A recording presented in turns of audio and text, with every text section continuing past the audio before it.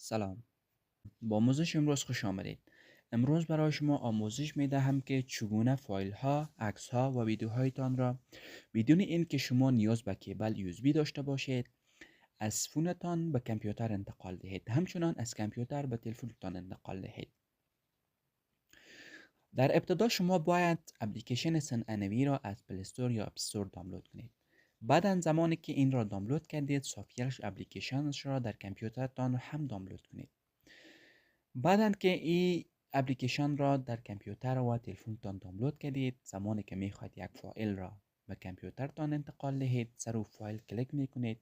این فایل میتواند که ویدیو باشد، عکس باشد، داکیومنت باشد، ادیو باشد، هر چیزی که باشد مشکل نداره. شما میتونید که از این طریق بدون اینکه شما نیاز به کیبل داشته باشید اون را روان کنید. ما یک داکیومنت ورد دارم، میخوایم که به کامپیوتر روان کنم. زمانی که این انتخاب کردم، بالای سن کلیک میکنم. در این قسمت به ما یک بارکد میده و یک کد 6 رقمی میده. معمولا کامپیوترها ویب کم یا کامera نمی داشته باشند که را اسکن کند. شما می توانید که از طریق کد 6 رقمی از این استفاده کنید. بعدا شما باید اینمی اپلیکیشن یا سافیر را در کامپیوتر خود همچنان باز کنید. زمانی که این را باز کردید، در این قسمت ریسیف نوشته است. در کامپیوتر شما خوبتر شما مشاهده میکنید که در این قسمت ریسیف نوشته است.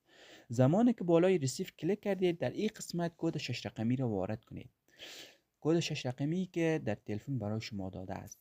زمانی که کد 6 رقمی را در این قسمت شما وارد کردید، بالای گزینه ریسیف اکتیو میشه. زمانی که گزینه ریسیف اکتیو شد، شما بالا آن کلیک میکنید. زمانی که بالای آن کلیک کردید، این فایل را شما با آسانی میتوانید دریافت کنید.